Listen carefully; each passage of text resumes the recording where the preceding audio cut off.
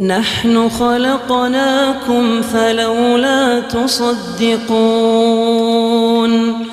أفرأيتم ما تمنون বলুন সাল্লাল্লাহু আলাইহি ওয়াসাল্লাম। তিনার উপরে লক্ষ কোটি দরুদ সালাম শান্তি সীমাহীন ভাবে বৃষ্টির ন্যায় বিবর্ষিত হোক। আল্লাহুম্মা আমিন। আল্লাহুম্মা আমিন। আল্লাহুম্মা সাল্লি আলাইহি আল্লাহুম্মা বারিক আলাইহি। আজকে আপনার সামনে পবিত্র কোরআনুল কারীম থেকে সূরা নাম্বার 89 সূরা আল ফজরের দুটি আয়াতে কারিমা আপনার সামনে পেশ করেছি। এছাড়াও পবিত্র কোরআনুল কারীম থেকে সূরা আল মুমিনুনের একটি আয়াতে কারিমার চত্বর পেশ করেছি। তারপরে পরই আপনার সাথে আমি বিশুদ্ধ প্রমাণিত একটি বুখারীর হাদিস আপনার সামনে আনয়ন করেছি। এই হাদিস আর কোরআনকে সামনে রেখে আজকের ঈদগাহের উন্নয়ন করত এই প্রোগ্রাম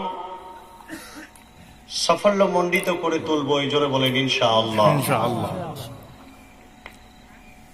আজকের সাদারাত আপনাদের কাছে কয়েকটি হাদিস দ্বারা আপনাদেরকে বলার চেষ্টা করেছেন যে আমরা সাহাবীদের চরিত্র নেই, চরিত্রকে উন্মুক্ত করে আমরা আজকের চাওয়া পাওয়া যে বিষয়টা সেটাকে আমরা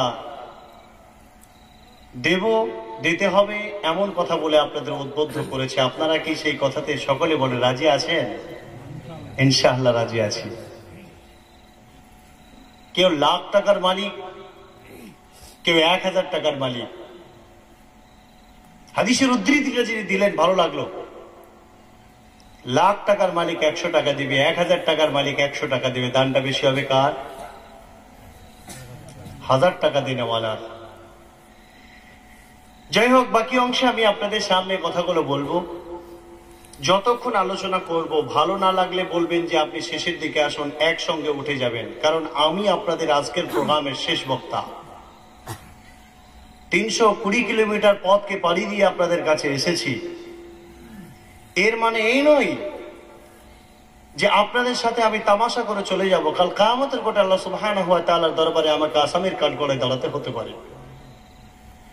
অত্র এলাকায় সাধুবাসা জানাই, ধন্যবাদ জানাই মসজিদের বগল লাগা আশেপাশে যে সমস্ত হিন্দু ও মুসলমান যারা সমস্ত ভাই ও বোনেরা আছেন, যারা আমার মাইকের আওয়াজ শুনছেন, আপনাদেরকেও আমি আল্লাহ সুবহানাহু ওয়া তাআলার পক্ষ থেকে আপনাদেরকে দ্বীন-ই তাওহীদ ইসলামের দাওয়াত দিলাম।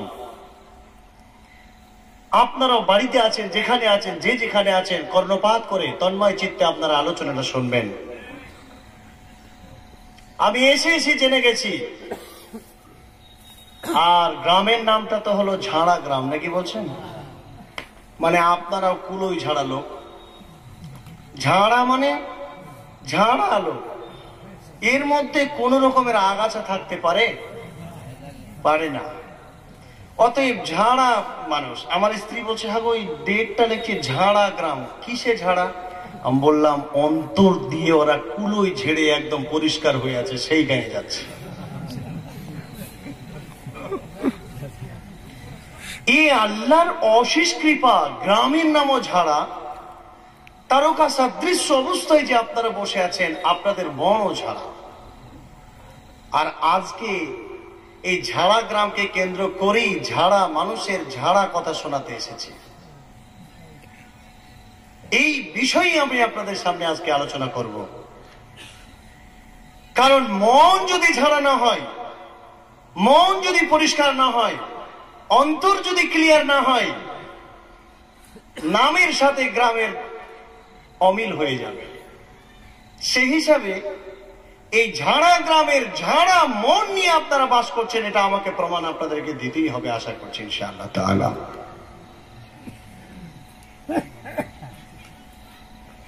আজকে আমি আপনাদের সামনে একটি কোশ্চেন করি। আমি আব্দুল কাদের ইসলাহি আজকে 1 বছর আগে আমি এই দুনিয়া ছেড়ে চলে যাওয়ার একটা মুভমেন্ট হয়ে গেছিল। এই অধমের সময় হয়নি, মালাকুল মউতের অর্ডার হয়নি। যেহেতু মালাকুল মউত ডায়েরি নিয়ে শুধু প্রতিনিয়ত এই কাজ এখানে সেখানে এইভাবে দেখতে আছে, কার অর্ডার হবে তার কাছে আমাকে যেতে হবে। মিকাইল আলাইহিস সালাম পানির জন্য আসমানকে নিয়ে ব্যতিব্যস্ত। নির্ধারিত ফেরেশতারা কাবা শরীফকে ঘেরাও করে যারা পরিবেষ্টন করে নিয়ে বসে আছে, তারা কাবা নিয়ে ব্যস্ত। আবার কিছু ফেরেশতা ওরা আসলেই আমরা যাব। মালাকুল মউতের শুধু এই ডায়েরি নিয়েই শুধু নাড়াচাড়া। আজকে আব্দুল কাবির, কালকে আব্দুল্লাহ, পরশুদিন আব্দুল সত্তার, আব্দুর রহিম, আব্দুর রহমান, প্রতিনিয়ত তার জান কবজ। আর কোথায় হবে সেখানে তাকে আসতে হবে, তা নিয়ে সে ব্যতিব্যস্ত। কিন্তু আমার গত 1 বছর আগে অর্ডার হয় নাই বলে যেতে পারেনি। আজকে যে হাতটা নিয়ে কথা বলছি, এই হাতটার কোণের ওপর থেকে 17 কুচি হয়েছিল। জোরে বলবেন না ইন্নালিল্লাহ।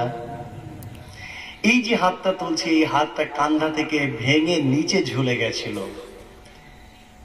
সবই আল্লাহর মহিমা। যদি বাঁচিয়ে রাখবে বান্দা আব্দুল কবিরকে, কোন মায়ের পৃথিবীর করোনা নেই যে পৃথিবী থেকে তাকে কেউ উৎখাত করতে পারবে।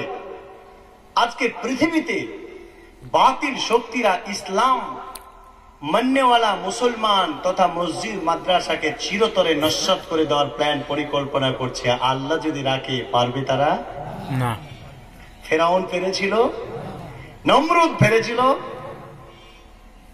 কেউ পারেনি। সুতরাং ঝাড়া গ্রামের ঝাড়া অঞ্চলওয়ালা মানুষদেরকে কথা বোঝাতে চাই, কিয়ামত পর্যন্ত আল্লাহর নির্দেশ না হওয়া পর্যন্ত একটা কাজও কেউ কমপ্লিট করতে পারবে না। এই জন্য আমরা বলতে চাই, এই ভারতবর্ষের মাটিতে আজকে যে অসহনীয় অত্যাচার চলছে, এই অত্যাচারের কবল থেকে আমরা উদ্ধার হব। হিন্দু, মুসলিম, জৈন, খ্রিস্টান প্রয়োজনে দ্বিতীয়বার ভারতবর্ষের তাজা খুনকে বইয়ে দিয়ে ইংরেজদেরকে যেমন ইংল্যান্ডে তাড়িয়েছিলাম, আমরা হিন্দু, মুসলিম, জৈন, খ্রিস্টান আবারও এই দেশে দ্বিতীয়বার স্বাধীনতা করে আমরা এই নরেন্দ্র মোদী, অমিত শাহ, আদিত্যনাথ যুগে আরো যারা আছে তাদেরকে আমরা জার্মানি পাঠাবো। জোরে বলেন ইনশাআল্লাহ। ইনশাআল্লাহ। তার কারণ হলো আমরা কারো বিরোধিতা করার জন্য পয়দা করেননি আল্লাহ। এই মুসলমান একমাত্র শুধু মুসলমানদেরকে নিয়ে থাকতে চায় না, এই মুসলমান সঙ্গে নিয়ে থাকতে চায় হিন্দুকে। আমরা হলাম নবী মুহাম্মদুর রাসূলুল্লাহ, জোরে বলেন, সাল্লাল্লাহু আলাইহি ওয়াসাল্লামের উম্মত। পার্শ্ববর্তী যে সমস্ত হিন্দু ও মুসলমান মা বোনেরা আছেন, ভাই ও বন্ধুরা আছেন, আজকে আপনাদেরকে এই কথা পরিষ্কার করে বলতে চাই, আপনাদেরকে বলতে চাই, মুসলমান নবীজি চরিত্র ছিল এমনটাই যে পার্শ্ববর্তী বাড়ির পাশে অমুসলমান, মুশরিক, মুনাফিক, কাফির তাদেরকেও নবীজির অমীয় ঠান্ডা কমল ব্যবহার দেখিয়েছেন। কথা ঠিক না বেঠিক? জোরে বলুন। ঠিক। সুতরাং আমরা যারা গ্রামের মুসলমান, হিন্দু, জৈন ধারে ঘাড় মিলিয়ে পায়ে পা মিলিয়ে এই গ্রামে যেমন ভ্রাতৃত্ব সংহতিকে বজায় রেখে আমরা আছি, আমাদেরকে এনআরসি, এনপিআর, সিএ থেকে আমাদেরকে কেউ বরখাস্ত করতে পারবে না। এই ঝাড়া গ্রামের হিন্দু মুসলমান সবাই আমরা প্রতিবাদ করে এ দেশের এই গ্রামের মানহাজ এবং সংহতিকে আমরা বাঁচিয়ে রাখবো। জোরে বলেন ইনশাআল্লাহ। বন্ধুগণ, ভয়ের কোনো কারণ নাই, হতাশার কারণ নাই। যারা হেদায়েত পায়নি সেটা আল্লাহর পক্ষ থেকে পায়নি, যারা হেদায়েত পেয়েছে তারা আল্লাহর পক্ষ থেকে পেয়েছেন।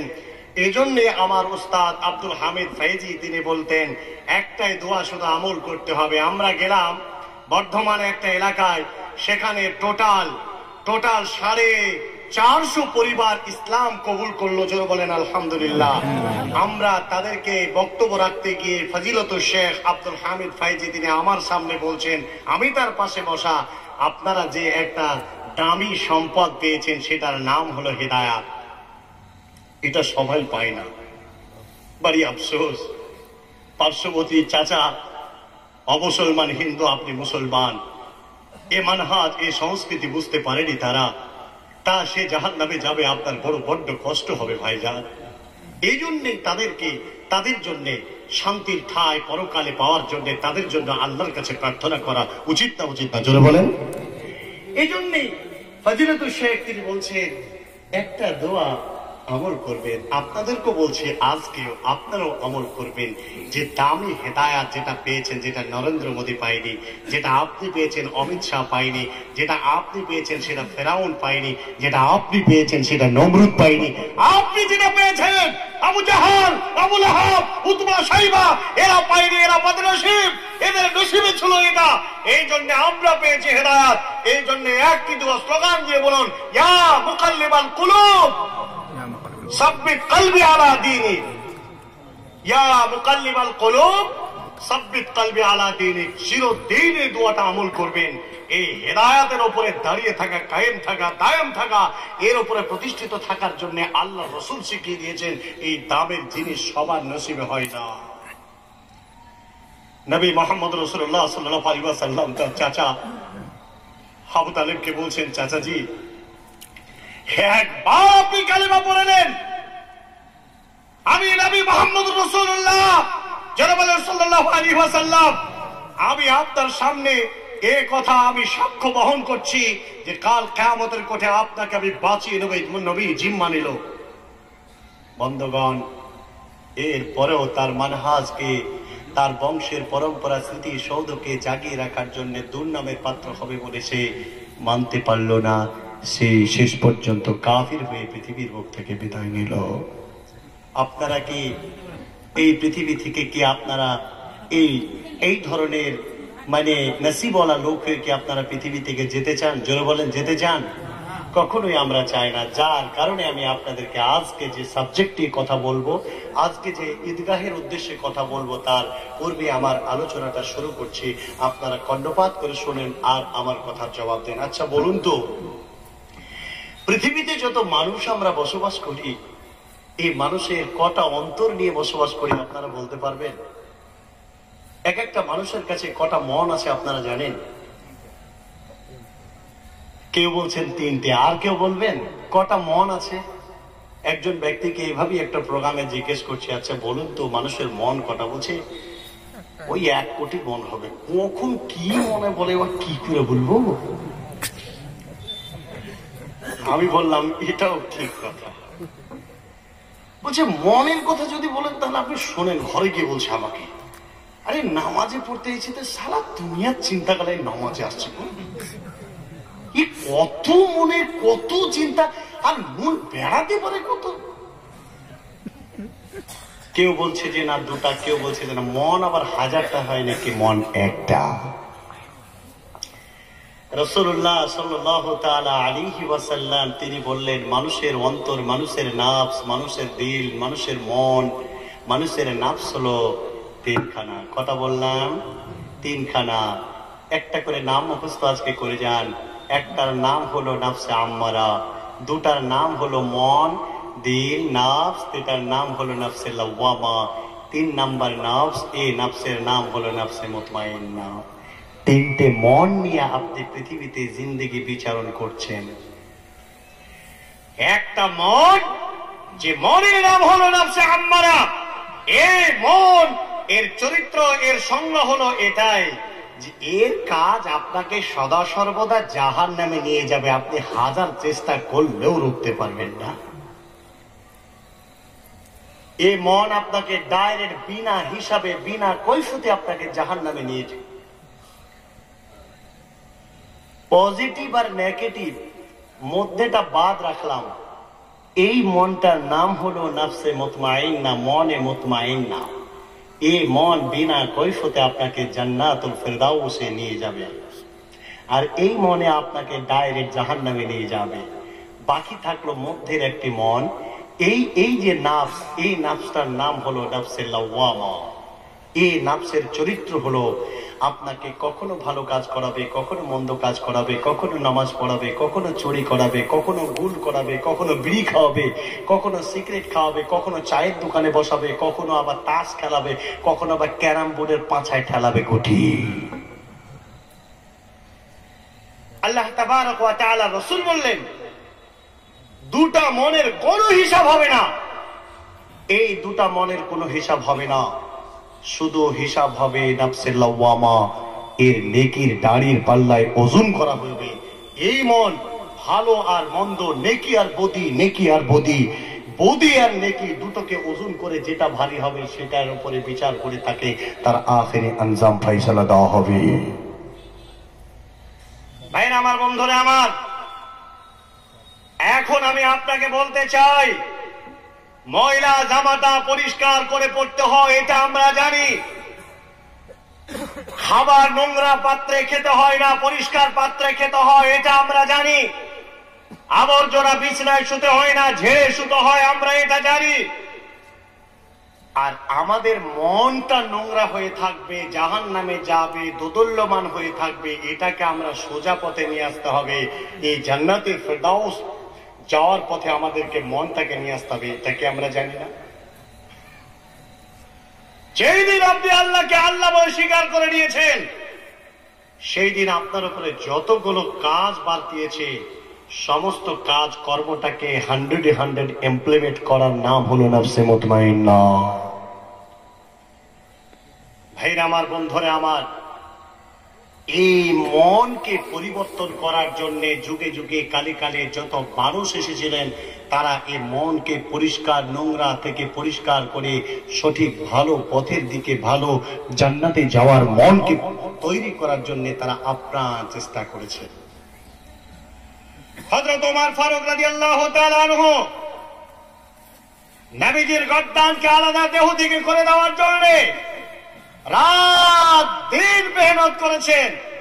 তারপরে নবীজির কাছে নবীজিকে হত্যা করতে যাওয়ার তরবারিটা কেরামে ঢুকে যাচ্ছে, এটা নবীজিকে হত্যা করার জন্য নয়, বলেন নবীজিকে যে হত্যা করবে তাকে হত্যা করার জন্য। এই রূপটি প্রত্যেকটা মানুষকে আমরা নোংরা আবর্জনা মন নিয়ে জিন্দেগি করি না, করি না? জোরে বলেন। আমাদের মনের ভিতরে নোংরা হারামি চিন্তা ভাবনা, অশ্লীল ফাহেসি অশালীন চরিত্র মন নিয়ে আমরা জিন্দেগি করি। আর এই জিন্দেগি নিয়ে কি আপনি জান্নাতে যেতে পারবেন?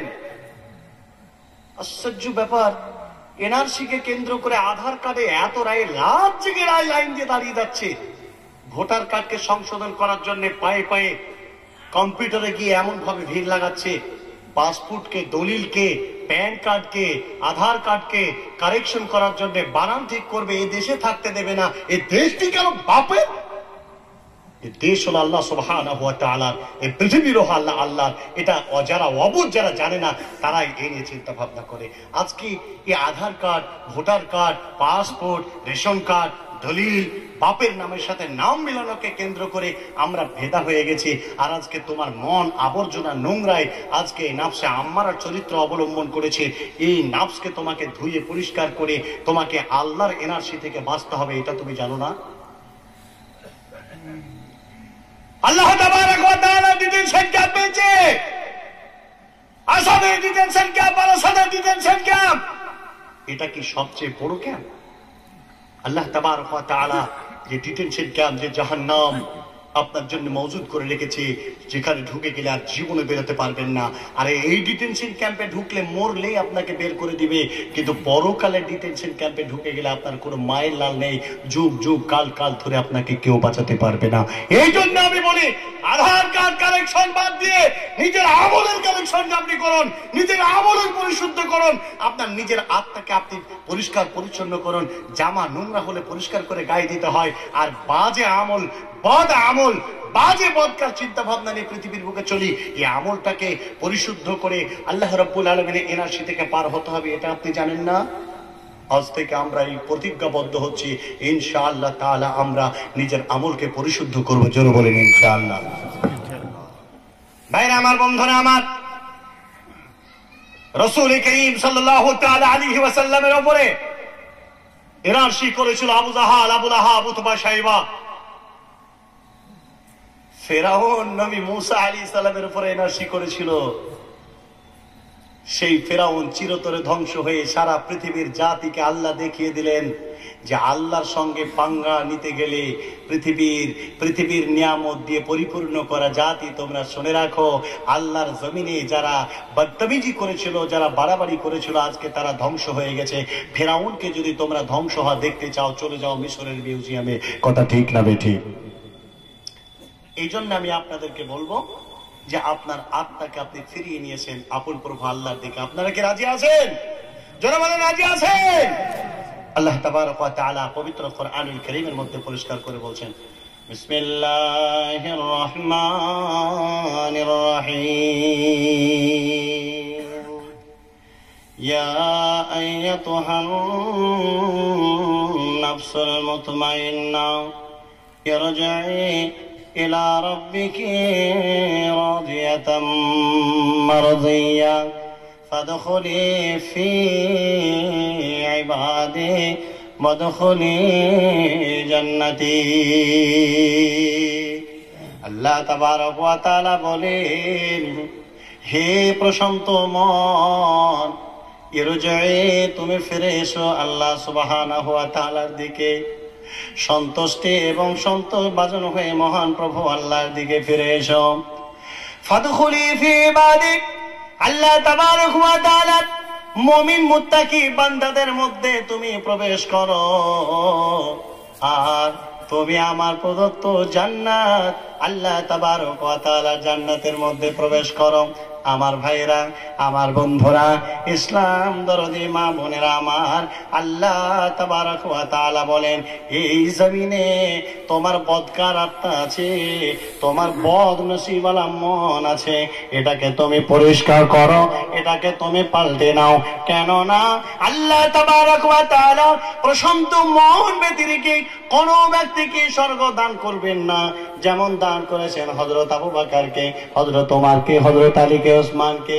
বন্ধুরে আমার, এমনি করে পৃথিবীর বুকে যাদের মনটাকে আল্লাহ রাব্বুল আলামিনের দিকে অগ্রসর করলেন, শুধুমাত্র তারা জান্নাতে চলে গেলেন, আর যারা তার উল্টা পথে গেল তারা জাহান্নামে চলে গেল।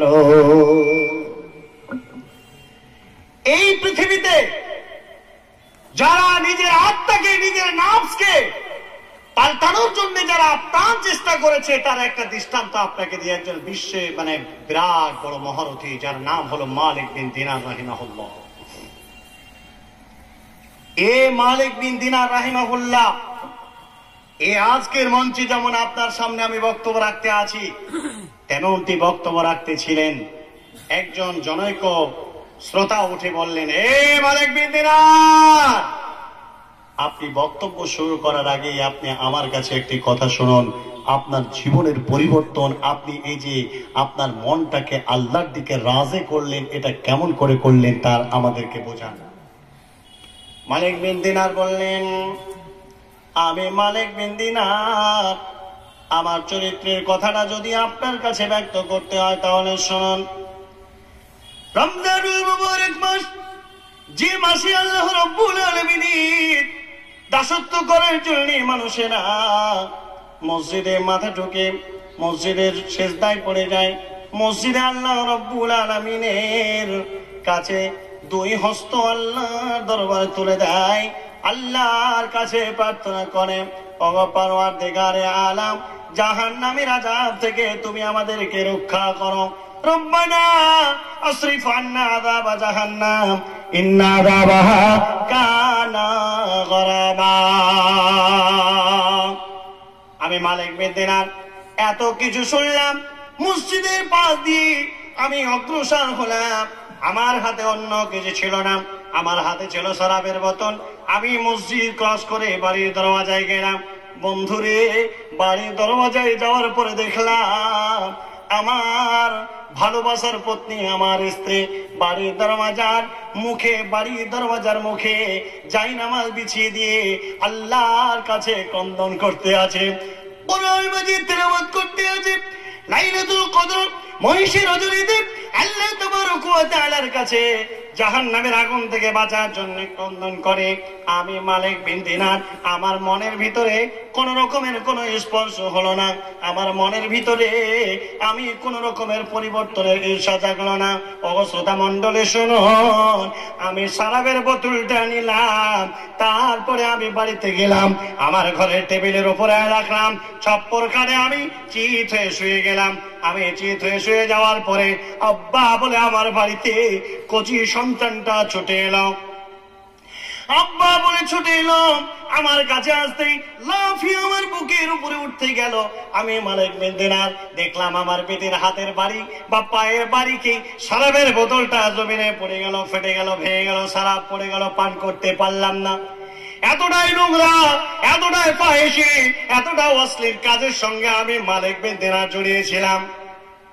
ওগো আমার শ্রোতা মণ্ডলী, আপনারা শুনুন, তারপরে আমি করলাম কি, কোন কথা আমি এটাকে বলতে পারলাম না। কালিদার টুকরা ভেঙে দিয়েছি, শরাবের বোতল, কি আর করা যায়। আমি ঘুমিয়ে গেলাম, রাত চলে গেল, আবার দিন এলো, আবার দিন চলে গেল, আমার মোহাম্মদ বিন দিনারের চরিত্র পরিবর্তন হলো না। এরপরে আমি করলাম কি, দিন গেল, সপ্তাহ গেল, মাস গেল, সব চলে গেল। শ্রোতা মণ্ডলী, আমি পাল্টালাম না। আবার রমজানুল মুবারক মাস আসলো, আবার মহিষী রজনীতে মানুষেরা তার জীবনের ভাগ্য পাল্টানোর জন্য আল্লাহ তাবারক ওয়া তাআলার দরবারে করদুল করতে আসে।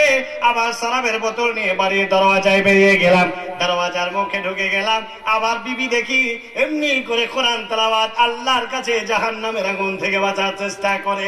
কিন্তু আমার জীবনের কোনো পরিবর্তন এলো না। শরাবের বোতলটা নিলাম, আবার টেবিলে রাখলাম, ওই রূপটি গত বছরের নাই। আমি আবার চপ্পল খাটে শুয়ে গেলাম, মাথার উপরে হাতটা রাখলাম, আর এমনি করে রাখার পরে আমার বড় ক্লান্তি আসলো, আমার ঘুম চলে এলো, ঘুমিয়ে গেলাম। ঘুমিয়ে যাওয়ার পরে আমি বড় ধরনের একটি স্বপ্ন দেখতে শুরু করলাম, যেন দেখছি বিরাট বড় সাপ আমাকে দংশন করার জন্য দাঁড়িয়ে আসে। আমি মালিক বিন দিনার ছুটে ছুটে পালানোর চেষ্টা করি, কাছে ভিড়লে আওয়াজ হচ্ছে। এরপরে আমি করলাম কি, স্বপ্ন যোগে আমাকে তাড়াতে আছে, আর আমি বলি বাঁচাও, কেউ বাঁচানো নেই। পথিমধ্যে একজনের সঙ্গে সাক্ষাৎ হলো, লোকটা বটে বড় দুর্বল শ্রেণীর মানুষ। আমি বললাম আপনি আমাকে বাঁচান। বেচারা বলছে আমার গায়ে কোনো শক্তি নাই, এত বড় বিষধর সাপের সঙ্গে মোকাবেলার ক্ষমতা আমার নেই। লোকটি বলল একটা উপায় আপনাকে বলতে পারি। মালিক বিন দিনার বলছে কি উপায় আপনি আমাকে বলুন, আমাকে বাঁচতেই হবে, পৃথিবীতে বাঁচতেই হবে। বন্ধরে মানুষ বাঁচার কত চেষ্টা করে। মালিক বিন দিনারকে বললে চলে যান, সামনে বড় একটি পর্বতমালা আছে, ওই পাহাড়ের ওপরে আপনি উঠে যান। পাহাড়ের ওপরে উঠে গেলে আপনার কোনো না কোনো একটা রাস্তা বেরিয়ে যাবে। আমি মালিক বিন দিনার পাহাড়ের ওপরে উঠে গেলাম। পাহাড়ের উপরে উঠে যাওয়ার পরে দেখি সামনে বিরাট একটি গর্ত।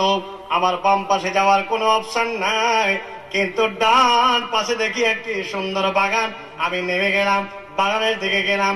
এদিকে বিষধর সাপে আমাকে তাড়িয়ে আছে, আমাকে দংশন করার জন্য। যদি কোনো মানুষই বড় ধরনের বিরাট খরির সাপে যদি আপনাকে তাড়ায়, আপনার মনে কি বলবে বন্ধুরে আমার বলুন। মালিক বিন দিনার বলেন আমি এমনি করে ছুটতে শুরু করলাম। ও মা বোনেরা, ও বাবা জীবনেরা, ভালো করে শুনবেন, মালিক বিন দিনার জীবনটাকে কেমন করে রং বদলাতে আছেন। শেষ পর্যন্ত বাগানে ঢুকে গেল। বাগানে ঢুকে যাওয়ার পরে এই অবস্থায় দেখে আল্লাহু আকবার, এক রমজান পার করেছে, আর এক রমজানে যেই মেয়েটি শরাবের বোতলটাও ফেলে দিয়েছিল, শরাবের বোতল ভেঙে গিয়েছিল, আজকে সেই মেয়েটা আমার নাই, পৃথিবীর বুক থেকে বিদায় নিয়েছে। শরাবের বোতল খারাপ হয়ে আছে, আমি অস্ত্র জড়ো করে কন্দল করতে আছি, কিন্তু আমার মেয়েটা আব্বা বলে আমার কাছে ছুটে আসার মতো বাড়িতে কেউ নেই। আমি স্বপ্ন দেখি ওই বাগানে চলে গেলাম। বাগানে চলে যাওয়ার পরে দেখি বাগানে অনেক কচি কচি সন্তানগুলো খেলাধুলা করেন। আমি বাগানের দরওয়াজায় গেলাম, বাগানে দরওয়াজায় যাওয়ার পরে দারোয়ান বলে নো এন্ট্রি, এই বাগানে কোনো ঢোকার কোনো পারমিশন হবে না, আপনি ঢুকতে পারবেন না। ও বন্ধু শ্রোতা মণ্ডলী শোনেন, আমি মালিক বিন দিনার ঢুকতে পারলাম না, কিন্তু আমি বাগানে দেখলাম আমার কচি সন্তানটা আমার দিকে আব্বা বলে ছুটে আসছে। মেয়েটাকে, আব্বা তুমি এখানে কেন? বলে মা এত বড় সাপেকটা আমাকে তাড়িয়ে আসছে, আমার প্রাণটা নাশ হয়ে যাবে, আমি বাজার গাড়ি দিয়ে বাগানের দিকে অগ্রসর হয়েছি। বলে আব্বা যান আপনি শোনুন, যে সাপে আপনাকে তাড়িয়ে আসছে আব্বা গো, আর এই বাগানে ঢুকা যাবে না, আমরাই শুধু এই বাগানে খেলাধুলা করব, অনেক সঙ্গে সাথী নিয়ে আমাদের সঙ্গে আছে আব্বা যান, আর এই বাড়িতে এই বাগানে আপনারা ঢোকা হবে না। কিন্তু আপনাকে যে সর্পে তাড়িয়ে আসে আব্বা, ওটা সাপ নয়, সাপ নয়, ওটা আপনার হলো বদকার নাফস, যে নাফসকে আপনি দীর্ঘদিন খাইয়ে পুড়িয়ে মানুষ করেছেন, যে নাফসকে আপনি এত খোরাক দিয়েছেন, শরাব দিয়েছেন, গাঁজা দিয়েছেন, মদ দিয়েছেন, অন্যায় অশ্লীল কাজে যে আত্মাকে আপনি এতদিন পুষে রেখেছেন, ওটা অন্য কোনো নাফস নয়, মানে সাপ নয়, ওটা হলো আপনার নাফস, যার নাম হলো নাফসে আম্মারা। জোরে বলে নারী দেখবি আমার বন্ধুরে আমার, এই নাফসে আম্মারা বদকার আত্মা শব্দ যুগে আপনাকে ডিস্টার্ব করবে। তাই আমার বন্ধুরে আমার, এই নাফসের এই কারণে আমি সেই শব্দ যোগ আমার জাহানা ভেঙে গেল, সঙ্গে সঙ্গে আমার মুড চেঞ্জ হয়ে গেল, ফিরে গেলাম, তওবা করলাম, ওযু করলাম, ফিরে এলাম আপন প্রভু আল্লাহ সুবহানাহু ওয়া তাআলার দিকে। তাই আমার বন্ধুরে আমার, আমি সেই মালিক বিন দিনার আজকে আপনাদেরকে দিন ও দাওয়াতের কথা বলছি, আমার জীবনটাকে আমি পাল্টিয়েছি। বন্ধুগণ, এভাবে জীবনটাকে পাল্টিয়েছিলেন সোমালিয়ার এক বিখ্যাত নাইট ক্লাবের উপার্জিত কোটি কোটি টাকা উপার্জিত ক্যানাডিওয়ালা এক পুরুষ, যার স্ত্রীর ওসিয়তে, যার স্ত্রীর সহযোগিতাতে তার জীবনটাকে পাল্টিয়ে দিয়ে আপন প্রভু আল্লাহর দিকে ফিরে এসে নাফসে মুতমাইন্নার দিকে অগ্রসর হলো। আমি আপনাদেরকে বলতে চাই, আল্লাহ তাবারক ওয়া তাআলা আল্লাহর জমিনে আপনাকে রেখেছে, এই জমিনে শুধু নাফসে মুতমাইন্না জান্নাতে যাওয়ার চিন্তা ভাবনা আপনার মধ্যে রাখতে হবে। যদি আপনি না রাখতে পারেন, যদি বদকার চিন্তা ভাবনা আপনি রাখেন, যদি শয়তানি অপকর্ম কাজ আপনার ভিতরে যেয়ে থাকে, আপনি কোনোদিন পরিত্রাণ পাবেন না, আপনি কোনোদিন পরিত্রাণ পাবেন না, আপনি ফেসে যাবেন। আল্লাহ রাব্বুল আলামিনের দরবারে আসামির কাজ করা আপনাকে দাঁড় হতে হবে। নবিয়ানা মুহাম্মদ রাসূলুল্লাহ সাল্লাল্লাহু তাআলা আলাইহি ওয়াসাল্লাম, আমার উস্তাদুল মুকাররম, আজকে যে সভাপতিত্ব করতে গিয়ে প্রথমত যে কথা বললেন, সাহাবীদের মধ্যে নবীজির কথা শুনে চটজলদি তার উপরে আমল করার জন্য তাদের চিন্তা ভাবনার কথা কি আপনি একবার ভাবতে পেরেছেন? আল্লাহ রাসূল সাল্লাল্লাহু আলাইহি ওয়াসাল্লাম বলছেন, নবীজি যখন যে কথা বলেছেন, সামি'না ওয়া আতা'না, যা বলেছেন সঙ্গে সঙ্গে তার উপর আমল করতে শুরু করে দিয়েছেন। আর আজকে আমরা আমল করব কি? আমরা মাজারের গোড়ায় যাই, আমরা পীর বাবার কাছে যাই, আমরা কবরের কাছে গিয়ে সেজদা করি, সন্তান দিই, লাল চাদর দিই, আমরা বাবা মা বউ ছেলে মেয়ের দিকে যত্ন করি না, বাতিল আকীদার দিকে, শয়তানি অপকর্মের দিকে আমার জীবনটাকে আমি কোরবানি করে দিলাম। ভাই আমার, বন্ধুরা আমার, ইসলাম দরদি বাবা জীবনে আমার নবিয়ানা মুহাম্মদ রাসূলুল্লাহ যারা বলেন সাল্লাল্লাহু তাআলা আলাইহি ওয়াসাল্লাম, একটা আপনার কাছে ভাইটাল হাদিস আমি আপনার কাছে বয়ান করব, যেটা আপনাকে শুনতে হবে, যেটা আপনার যার উপরে আপনাকে আমল করতে। নবীজি বলছেন, যুদ্ধের জন্য ইন্তজামে অনেক অর্থের প্রয়োজন আছে, তোমাদেরকে এই অর্থের জন্য তোমাদেরকে ডোনেশন করতে হবে। দেখেন সাহাবীদের চিন্তা ভাবনা দেখেন, জি যা পারলেন সাহাবীরা প্রাণ ভরে নবীজিকে দিলেন। একজন সাহাবী বলছেন, যার নাম হলো আব্দুল্লাহ, ইসলাম কবুল করার পূর্বে যার নাম ছিল আব্দুল উজ্জা। আল্লাহ রাসূল সাল্লাল্লাহু তাআলা আলাইহি ওয়াসাল্লামকে বলছেন, নবীজি সবাই তো টাকা দিল, সবাই তো অর্থ দিল, আমি তো কিচ্ছু দিতে পারলাম না, আমার তো কিচ্ছু দেওয়ার ক্ষমতা নেই, আমি কি আপনার কাছে দিব? একটি কথা আপনার কাছে আমি আপিল করছি, আপনি আমাকে ফিরিয়ে দেবেন না।